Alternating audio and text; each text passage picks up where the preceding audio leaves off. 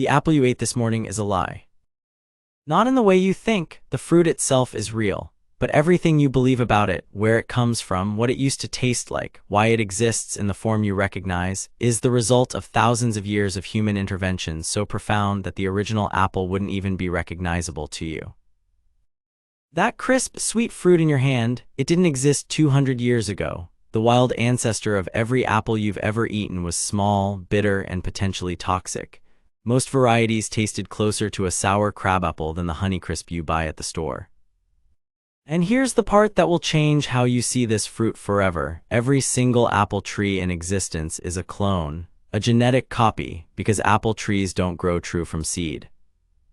So how did humanity transform one of nature's most unpredictable fruits into the most cultivated fruit in the temperate world?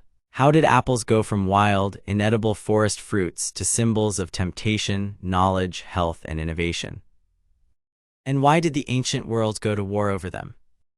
Let me take you back to a moment most people don't think about. You're standing in a grocery store, the produce section, and before you is a wall of apples: Red Delicious, Granny Smith, Honeycrisp, Fuji, Gala, Pink Lady, Cosmic Crisp. Each one perfectly sized, perfectly colored, perfectly sweet. You pick one up without thinking, bag it, bite into it. It's consistent, predictable, safe. But here's what's strange, here's what should make you pause. Every one of those apples, no matter the variety, came from a tree that was manually grafted by a human being, not grown from seed, cloned. Because if you planted a Honeycrisp seed, you wouldn't get a Honeycrisp tree. You'd get something wild, unpredictable, potentially inedible. This isn't how most fruit works. Plant an orange seed, you get an orange tree. Plant a peach pit, you get a peach tree. But apples are different. Apples are what geneticists call extreme heterozygotes. Every seed contains a completely unique genetic combination. Every single one is a dice roll, a gamble, a mutation.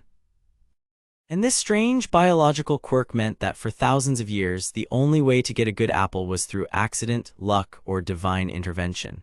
And once you found one, the only way to preserve it was through a technology that most people today have never heard of: grafting. The forgotten technology.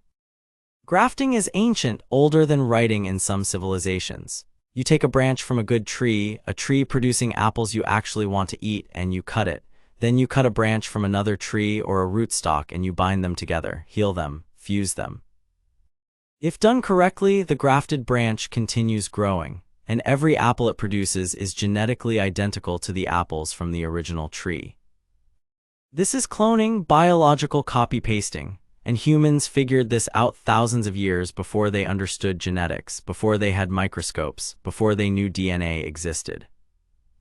Every Granny Smith tree in the world is a clone of one tree that grew in Australia in 1868. Every Fuji is a clone of a tree bred in Japan in the 1930s.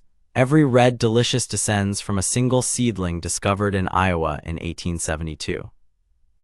But here's the question that should unsettle you. If apples require this level of human intervention to be edible, how did they become one of humanity's most important foods?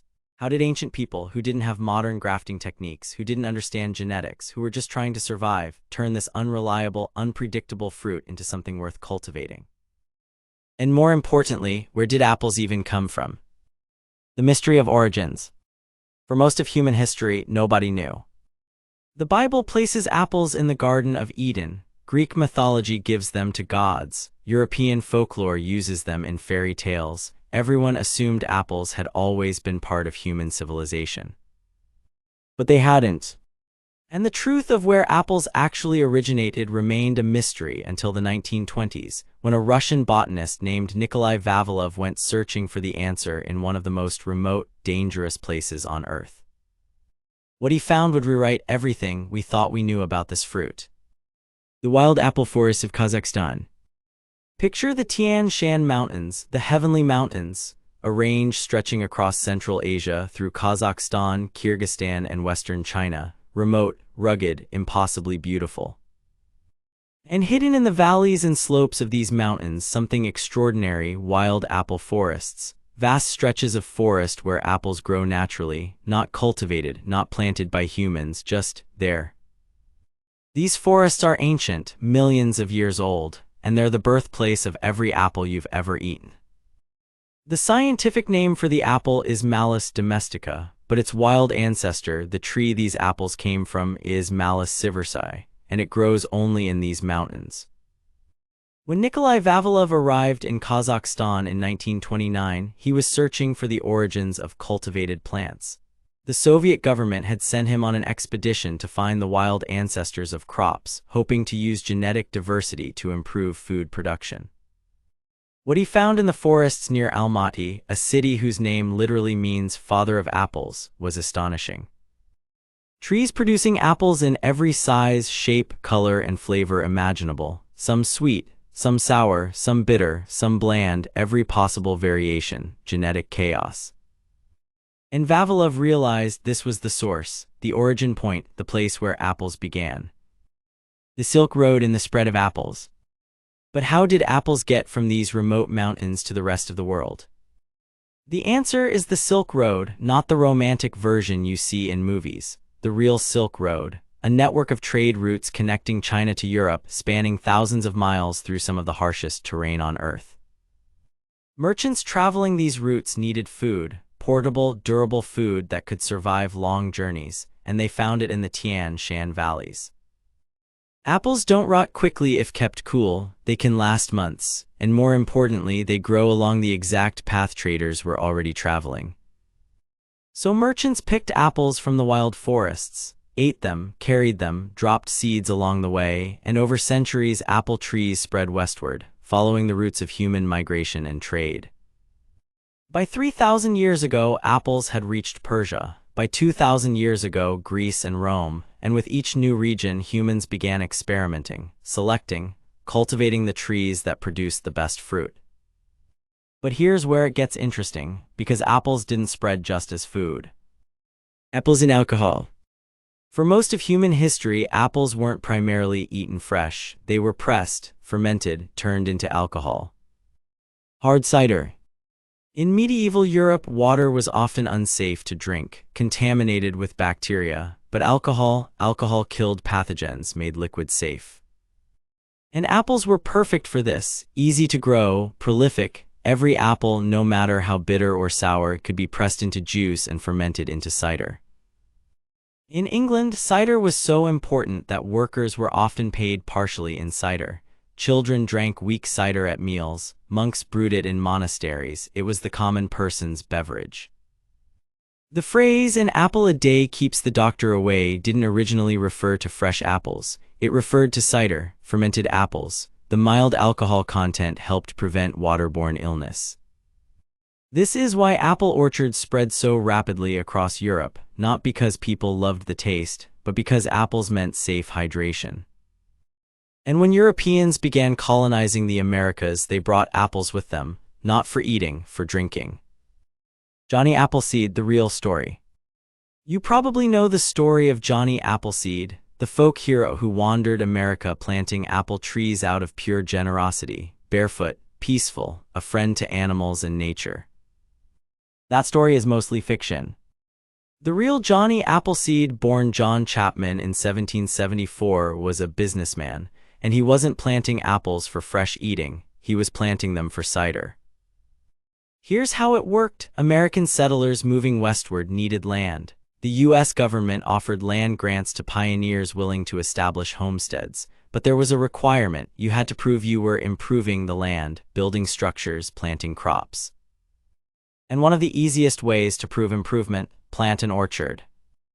Johnny Appleseed saw an opportunity. He traveled ahead of settlers, bought land, planted apple nurseries, and then sold young trees to pioneers arriving later. He wasn't wandering aimlessly planting seeds. He was running a frontier business.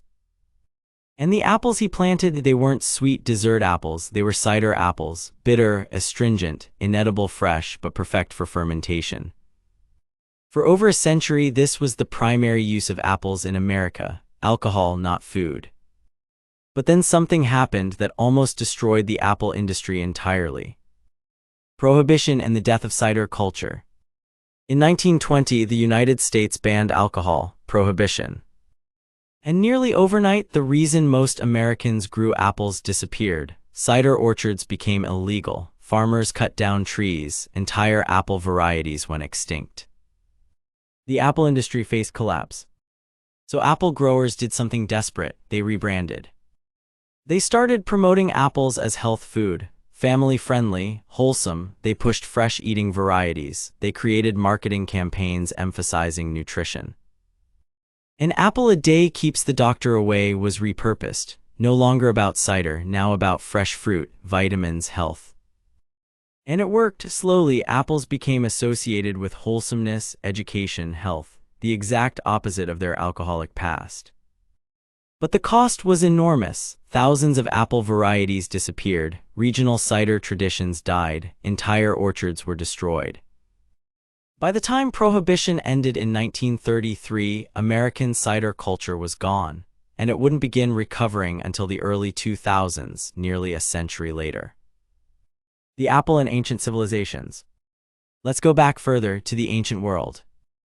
The Greeks believed apples were sacred. In mythology, the golden apples of the Hesperides granted immortality. The goddess Hera received golden apples as a wedding gift. Paris judged the beauty of three goddesses by offering a golden apple to the fairest, a choice that sparked the Trojan War.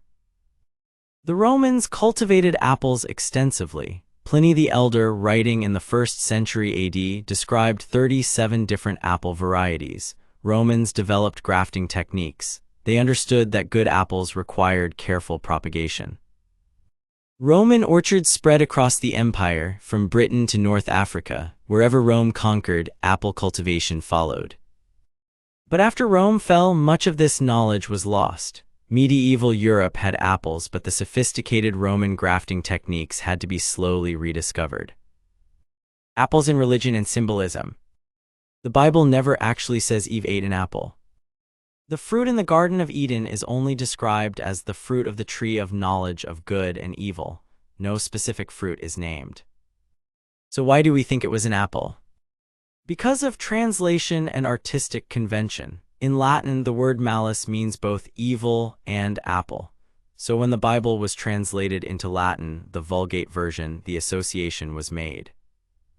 And artists painting scenes from Genesis needed to depict the forbidden fruit as something recognizable, something symbolic. They chose apples. Over centuries, this artistic choice became cultural fact. The apple became inseparable from the concept of temptation, sin, and forbidden knowledge. But there's a deeper irony here. The original apples from Kazakhstan, the wild ancestors, were small, bitter, and potentially toxic. In their natural state, they were closer to something you'd want to avoid than something you'd be tempted to eat. The sweet, tempting apple of the Garden of Eden could only exist after thousands of years of human cultivation. The fruit of forbidden knowledge is, literally, the fruit of human knowledge. The apple and empire. In the 18th and 19th centuries, apples became tools of empire.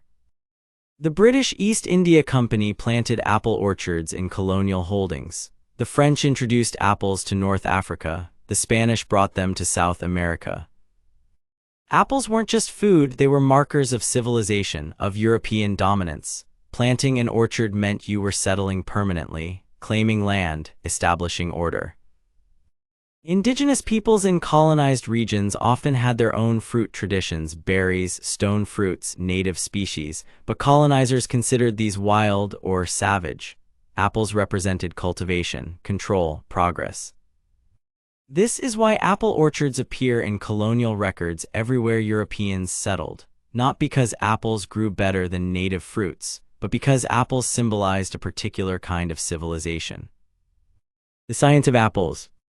Now let's talk about what makes apples so strange from a biological perspective. Most fruit trees have some genetic consistency. Plant an orange seed, you get something recognizably orange, but apples. Every apple seed contains a completely unique genetic combination. It's called extreme heterozygosity, and it's rare in the plant world. This happens because of how apples reproduce. They're self-incompatible, meaning a tree can't pollinate itself. It needs pollen from a completely different variety. And when that pollen fertilizes the flower, the resulting seed has genes from two wildly different parents. It's like if every human child was born with a completely random combination of traits from the entire human species, not just their parents. Pure genetic chaos. This is why Johnny Appleseed's orchards produced such wildly variable fruit. Every tree grown from seed was unique. Some produced decent apples, most didn't. And this is why grafting became essential. Once humans found a tree they liked, the only way to preserve it was to clone it. Cut a branch, graft it onto a rootstock, and you'd get an identical tree. Every major apple variety you know exists because someone, at some point in history, found one exceptional tree among thousands of random seedlings and propagated it through grafting.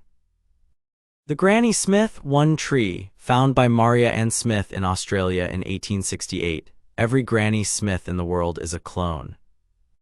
The Red Delicious one tree, discovered in Iowa in 1872 by Jesse Hyatt, he called it Hawkeye. It was later renamed and became the most widely planted apple in America for over 50 years. But here's the tragedy. By the late 20th century, the apple industry had consolidated around just a few varieties. Grocery stores wanted consistency, predictability, apples that looked good, transported well, and lasted in storage. So thousands of historic apple varieties disappeared, not extinct but abandoned. Nobody planted them, nobody maintained them. By the 1980s, experts estimated that 86% of apple varieties documented in the 1800s were gone. The lost apples. Imagine an apple that tastes like roses, or one with flesh as red as its skin, or one that's perfectly suited to a specific microclimate in a single valley. These existed, and most of them are gone. There were apples bred for specific purposes: baking apples, drying apples, cider apples for acidic blends, cider apples for tannic structure, apples that ripened in summer, apples that kept through winter. Regional varieties existed everywhere: the Roxbury russet in Massachusetts, the Newton Pippin in New York, the Aesop Spitzenberg, Thomas Jefferson's favorite apple. But modern agriculture doesn't have room for thousands of varieties. It has room for a dozen, maybe 2 dozen. So the rest disappeared, from orchards, from markets, from memory. Some were preserved by obsessive collectors, apple hunters who traveled rural America searching old farms for abandoned orchards, who grafted wood from dying trees to preserve genetics. But most are simply gone, lost to time, to consolidation, to the economics of industrial agriculture. How apples shaped societies. Let's talk about what apples actually did to human civilization, because this isn't just a story about a fruit. It's a story about how one species of tree fundamentally altered human societies, economies, and landscapes. The agricultural revolution in temperate climates. Apples grow where grain grows poorly, in cool, temperate climates, mountainous regions, places where wheat and rice struggle. This made apples critical for societies in Northern Europe, Central Asia, and later North America. They provided calories, nutrition, and hydration in places where other crops were unreliable. An apple tree, once established, can produce fruit for 50 to 100 years with minimal maintenance. Compare that to grain, which must be planted, tended, and harvested every single year. This allowed societies to invest less labor in food production and more labor in other activities: trade, craft, warfare, culture. Apples contributed to the surplus that made civilization possible in temperate regions. The economics of apples. By the Middle Ages, apples had become so economically important in Europe that apple orchards were often listed in wills and property deeds. They were valuable assets, wealth. Monasteries, which were essentially early universities and economic centers, cultivated extensive apple orchards. Monks experimented with varieties, developed grafting techniques, and produced both food and cider for their communities. The Catholic Church actually regulated cider production, set quality standards, collected taxes on orchards. Apples were currency. In some regions, rent could be paid in apples or cider. Dowries included orchards. Disputes over apple trees appeared in legal records. This isn't about one fruit being slightly useful. This is about an entire economic system built around the cultivation and processing of apples. Apples and colonization. When Europeans colonized the Americas, Australia, and New Zealand, apples went with them, not as luxury items, as essential infrastructure. Settlers planted orchards immediately, before they built permanent homes, because apples meant survival. They provided food that could be stored through winter, cider for safe drinking, a sense of permanence and civilization in unfamiliar territory. In America, the phrase "as American as apple pie" is deeply ironic. Apples aren't native to America, they're immigrants. Like most white Americans, apples came from elsewhere and colonized the landscape. But they adapted. American settlers bred new varieties suited to local climates. The Baldwin apple in Massachusetts, the Arkansas black in the South, the Gravenstein in California. Within a few generations, apples had become so integrated into American identity that people forgot they were foreign. The industrialization of apples. In the late 19th and early 20th centuries, apples became one of the first foods to be industrially produced and distributed. Refrigerated rail cars allowed apples to be shipped cross-country. Cold storage facilities kept them available year-round. Marketing campaigns promoted specific varieties. The Washington apple industry, which dominates American production today, barely existed before 1900. It was built deliberately through irrigation, selective breeding, and aggressive marketing. By the mid-20th century, apples had transformed from a regional, seasonal food into a global commodity available anywhere, anytime. But this came with costs. Monoculture orchards replaced diverse plantings. Pesticides became necessary to protect large-scale production. Genetic diversity collapsed as growers focused on a handful of commercially viable varieties.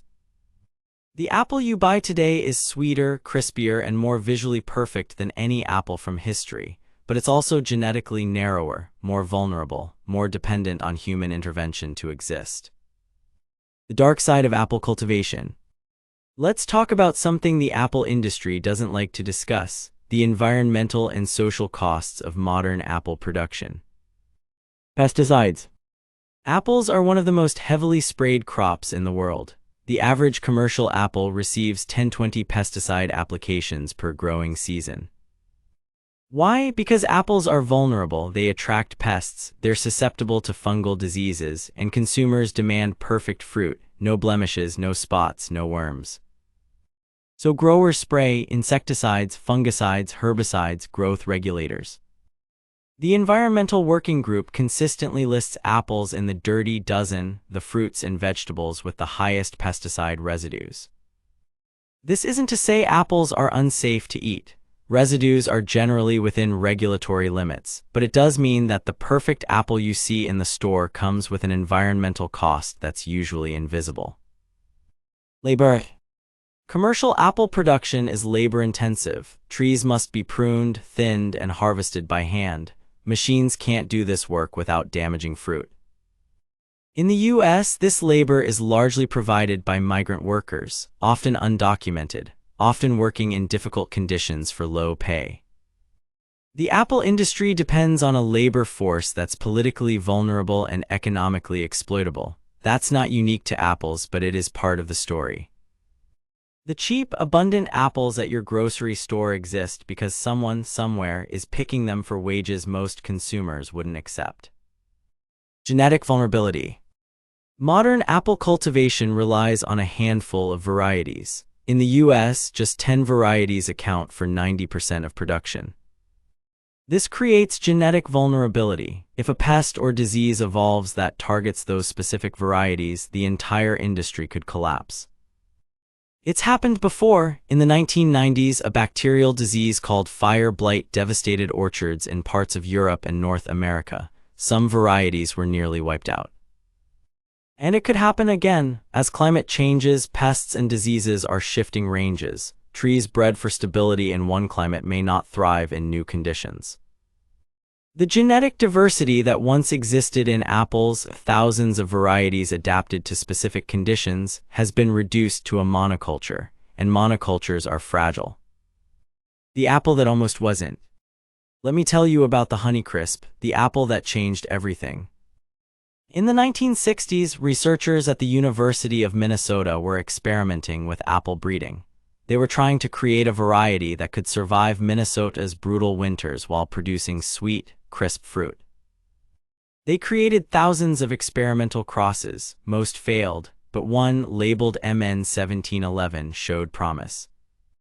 It produced apples that were unusually crisp, juicy, sweet, balanced. But there was a problem. The tree was difficult to grow. It required precise management. The fruit didn't store as well as other varieties, and it had a tendency to develop bitter pit, a calcium deficiency that causes brown spots. So in 1977, the university decided to abandon the variety. They threw out the trees. All except one. A horticulturist named David Bedford convinced his colleagues to keep one tree alive, just in case. That tree became the parent of every Honeycrisp in existence. The Honeycrisp was finally released to commercial growers in 1991. It took years to gain traction, but when consumers tasted it, something shifted. People were willing to pay more, significantly more, for better apples. Before Honeycrisp, apples were largely a commodity, cheap, interchangeable, priced by the pound with minimal variation. But Honeycrisp broke that model. It commanded premium prices, and consumers paid them. This created a revolution in the apple industry. Growers realized they didn't have to compete solely on price. They could compete on quality, on flavor, on experience. And that opened the door for other new varieties: Sweetango, Cosmic Crisp, Envy, Jazz. The modern club apple system, where specific varieties are trademarked and growers must pay licensing fees to plant them, came directly from Honeycrisp's success. The apple you almost never knew about changed the entire industry. The return of lost apples. But there's another revolution happening, quieter, less commercial, but potentially more important. A growing movement of apple hunters and heritage orchardists is working to rediscover and preserve lost apple varieties. Organizations like Seed Savers Exchange and the Temperate Orchard Conservancy maintain collections of rare and historic apples. They graft wood from old trees, distribute it to growers, keep genetic diversity alive. In the last 20 years, hundreds of varieties once thought extinct have been rediscovered, growing in abandoned orchards, in rural backyards, in forgotten corners of old homesteads. The Crow Egg, a Virginia variety from the 1700s, lost for over a century, rediscovered in 2014. The Junaluska, a Cherokee apple thought extinct, found in North Carolina.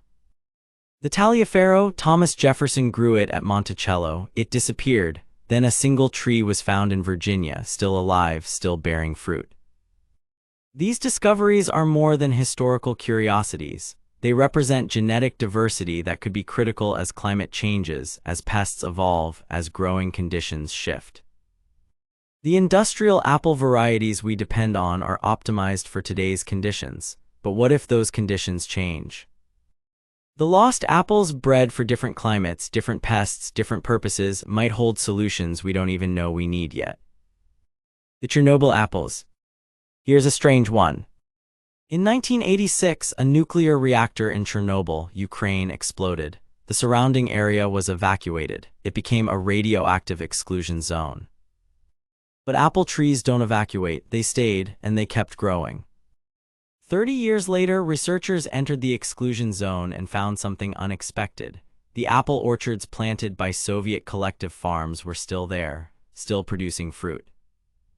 And some of those apples were varieties that no longer existed anywhere else. Lost Soviet cultivars, gone from every collection, extinct everywhere except in a radioactive wasteland.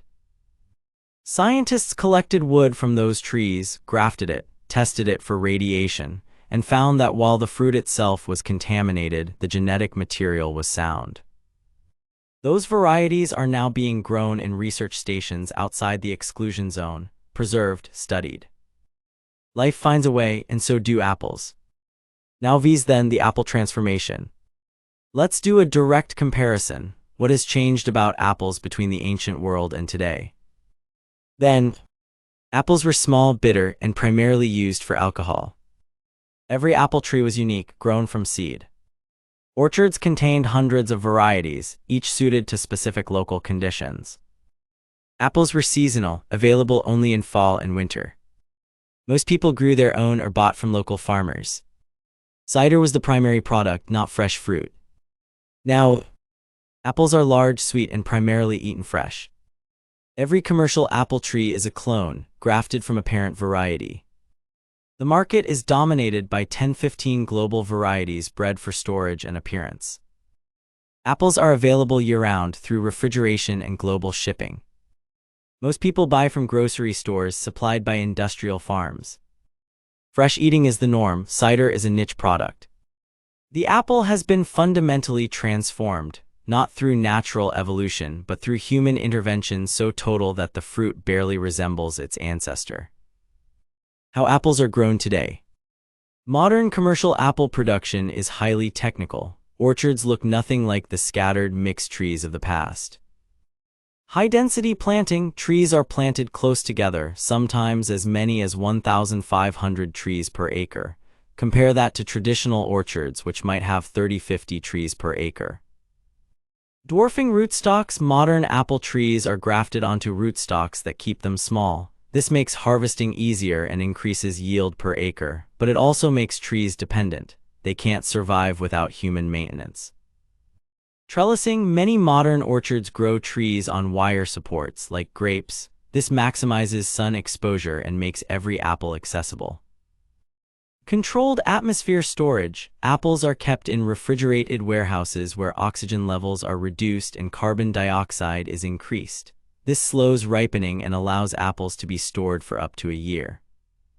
This is why you can buy apples in July that were harvested the previous October. They've been in suspended animation for 9 months. Chemical management, as mentioned earlier, commercial apples receive extensive pesticide applications, but also growth regulators to control tree size and fruiting, thinning agents to reduce fruit load, and post-harvest treatments to extend shelf life and prevent decay. The apple you eat is the product of extraordinary human effort. It doesn't exist naturally. It can't survive without constant intervention. The rise of cider again. But something interesting is happening. In the last 20 years, hard cider has made a comeback.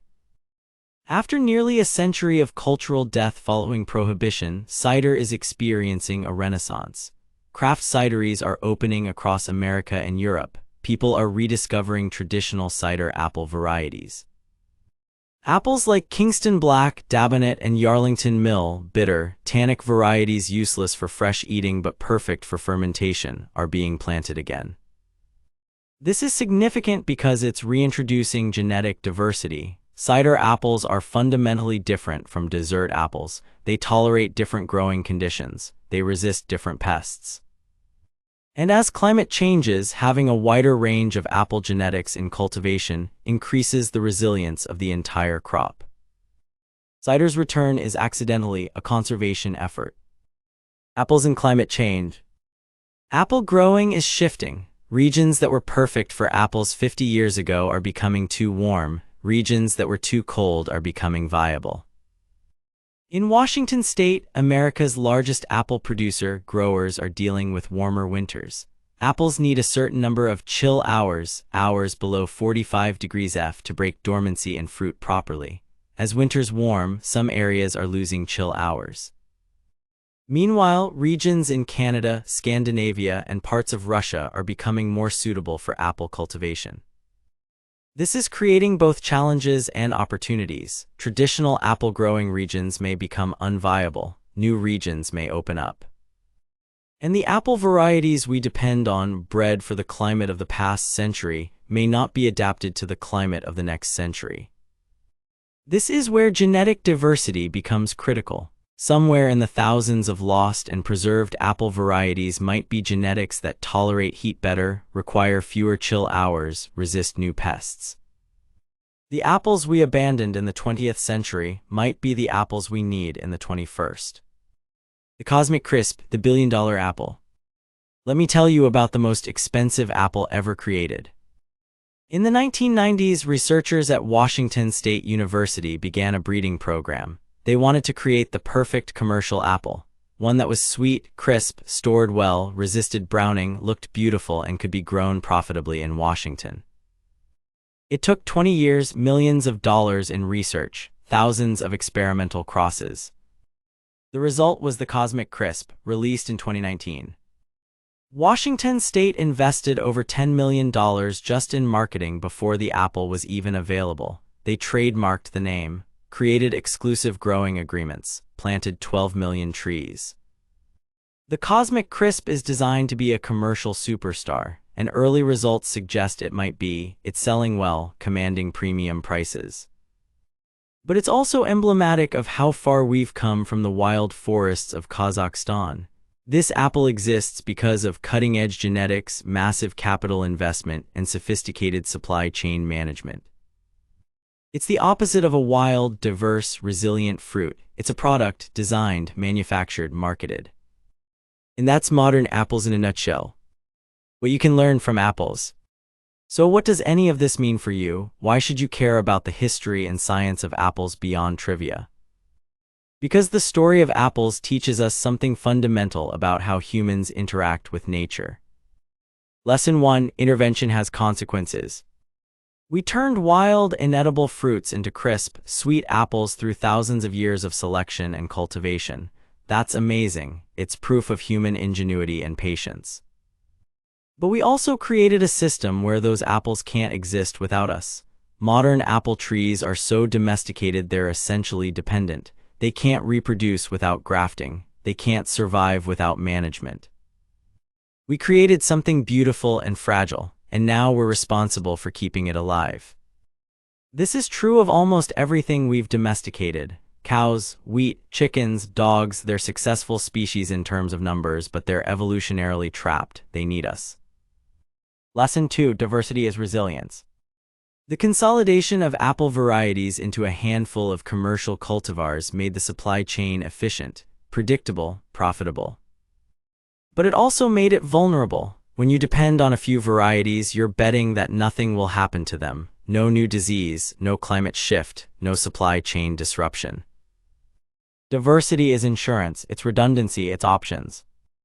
This applies to everything from agriculture to investments to skills to relationships.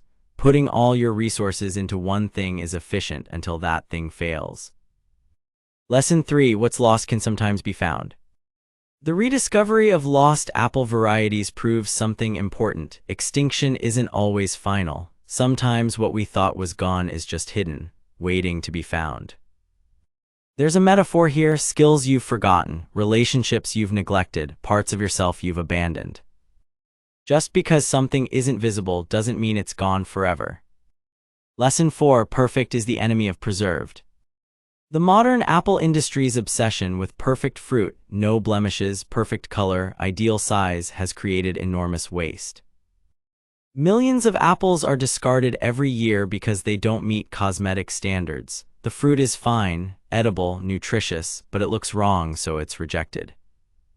This happens in other areas of life too. We reject things that are functional but not perfect. Good enough becomes unacceptable. Maybe the imperfect apple has more to teach us than the perfect one. The next time you pick up an apple, really look at it. That fruit is a miracle, not in the religious sense, in the literal sense. It exists because thousands of years ago, someone in a mountain valley in Kazakhstan picked a small, bitter fruit and thought, maybe this could be better. And then generations of humans, people whose names we'll never know, made it better. They selected seeds, they grafted branches, they crossed varieties, they passed knowledge to their children. They did this without understanding genetics, without microscopes, without knowing why grafting worked or how cross-pollination functioned. They just observed, experimented, failed, tried again. And eventually, slowly, they transformed one of nature's least promising fruits into something extraordinary. That apple in your hand contains the labor of empires, the knowledge of monks, the experiments of farmers, the accidents of history. It's been to war, it's been worshipped, it's been banned, it's been used to claim continents and mark civilizations. And now it's in a grocery store, sold for less than $1, so common that most people eat one without thinking about any of this. The fragility of abundance. But here's what should worry you. That apple and every other apple depends on a system that's increasingly fragile. A handful of varieties, industrial monoculture, global supply chains, pesticide-dependent production, climate-sensitive growing regions. All of it works brilliantly until something breaks, and we're starting to see cracks. New pests, changing temperatures, soil degradation, supply chain disruptions. The apple industry knows this. That's why researchers are desperately searching for climate-resilient varieties, why conservation efforts are trying to preserve lost genetics, why cider apples are being replanted. Because the people who understand apples deeply know something the rest of us don't. We might need those lost varieties sooner than we think. What you can do. You're probably not going to start grafting apple trees in your backyard. Most people won't. But you can do something simpler: pay attention. When you're at a farmer's market and you see an apple variety you've never heard of, something with a weird name like Ashmead's Kernel or Aesopus Spitzenberg, buy it, try it. It probably won't taste like a Honeycrisp. It might be tart or soft or strange.